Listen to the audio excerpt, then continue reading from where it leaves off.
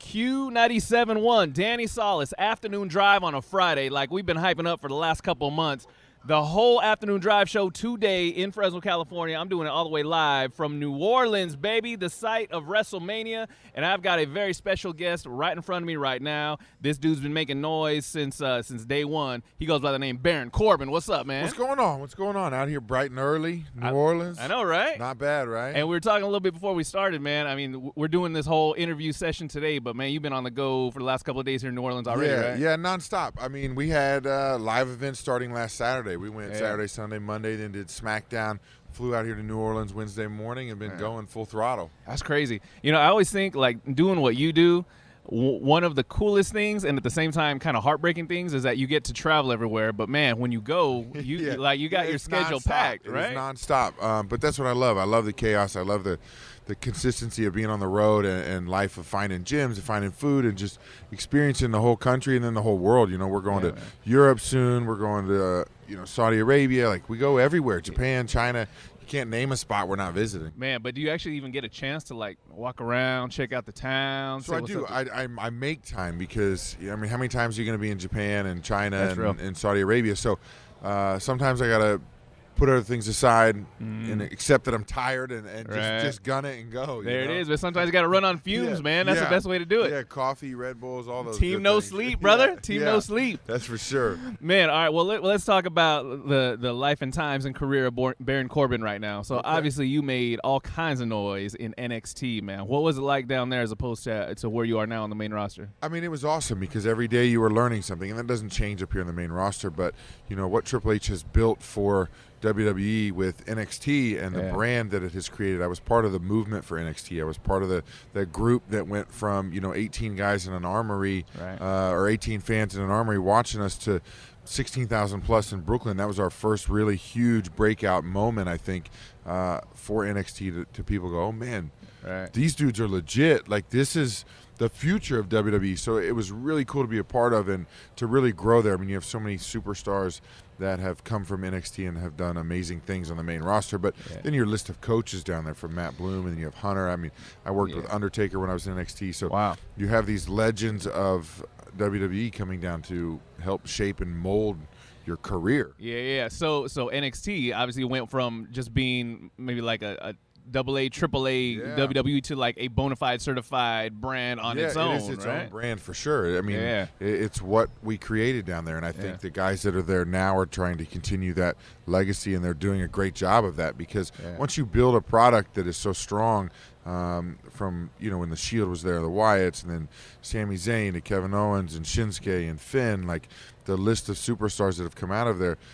I mean, that's a big shoe to fill for guys stepping up, I think they've done a great job. Yeah, man. Well, I wanna talk about when you first found out, because obviously you were doing all kinds of cool stuff in NXT, but I want to know when you first found out that, hey, you know what, man, we're calling you up. You're gonna show you're gonna show up. For me, I always tell a story because it's so funny because it was after the NXT takeover in Dallas that Hunter just called me in the back room, and I figured he was just going to either say something about the match, whether he liked it or didn't like it. A couple critiques. You can do this better, do that better. That's what I had expected. Right. And he was on his cell phone, and he was kind of sending some texts out, and he just kind of casually in between texts looked up and was like, hey, tomorrow you're getting called up. You're in the Battle Royal at WrestleMania. All nonchalant? And, like it was nothing. Wow. And I think that's the coolest part about it because he knew how I'd react, and he kind of just likes to have fun with me. And it was pretty surreal. That moment. How did you react? How did you react? At first, I thought he was just messing with me. I was like, but then he was already out of the room, and I was like, wait, what? Like, how did? So and then I walk out, and he tells everybody. But I mean, it was that like moment of. I mean, I don't even know how you explain it. It's just a feeling like you finally succeeded at what your goal was in NXT. My goal was to get called up to the main roster. You know, I want to be the best NXT superstar I could be, but obviously there's a ceiling. You want to get to the WWE and become, the biggest superstar that you can possibly become. And you have to get there to do that. And so that was my opportunity to step to the next level and really see what I'm made of. And it's a rush of emotions, from excitement to a little bit of nervousness to, all of those things they come into play. Because I can only imagine, because like you say, you work so hard, and now they gave you the opportunity, but now you have this big burden on your back. Like, okay, exactly. I can't it's the screw beginning up this of a whole nother thing.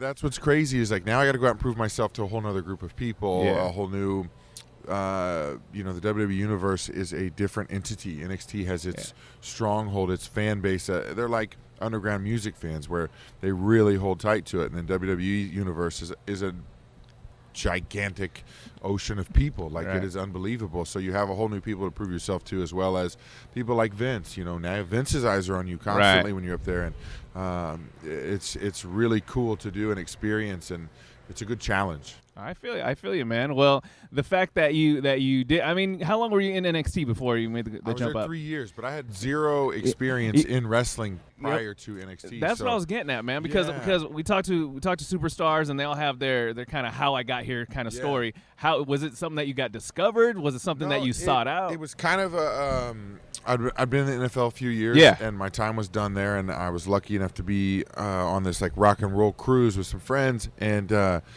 I'd met a guy, and he was like, well, what do you want to do if football's over? And I said, well, I either want to fight in the UFC or I want to go to the WWE. And he's like, well, I know somebody at WWE. You want me to put a call in? I was like, yeah, obviously, for sure. Let's get this done.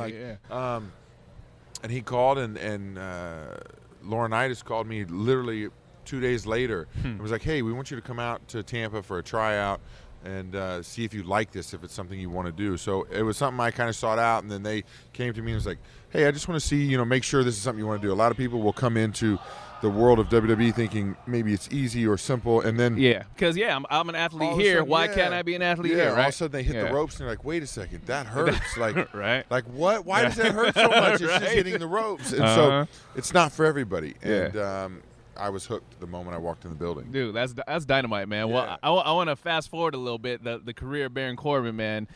On SmackDown, well, let's see. What came first, the Money in the Bank or the Andre the Giant Battle Royal? So Andre the Giant Memorial Battle Royal was day one. That was my very first experience. That's real. 100,000 people.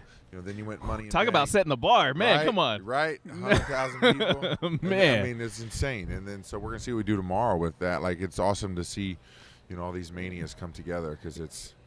I mean, you're here. You see the spectacle that we're sitting in the middle of the, you know, access here. Like, it is amazing. So I went from that. Then I got my Money in the Bank opportunity. You know, that was which a pretty again, awesome experience. And I don't want to bring up any sad points in the life and career of Baron Corbin, but wasn't a successful cash-in. Nope.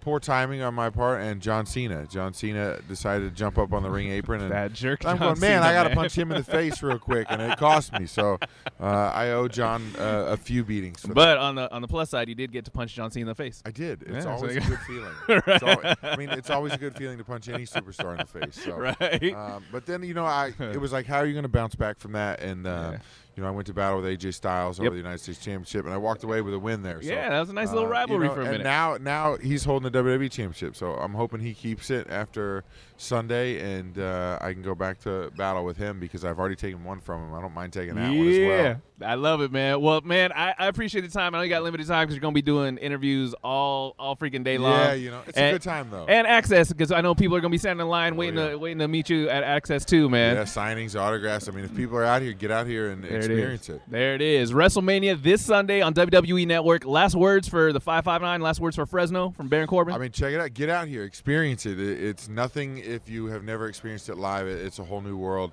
And I'm sure we'll be in Fresno soon. So if you can't get out here, we'll see you out there. There it is. Baron Corbin live on Q97.1. All right. Man, appreciate you, brother. Man, appreciate you.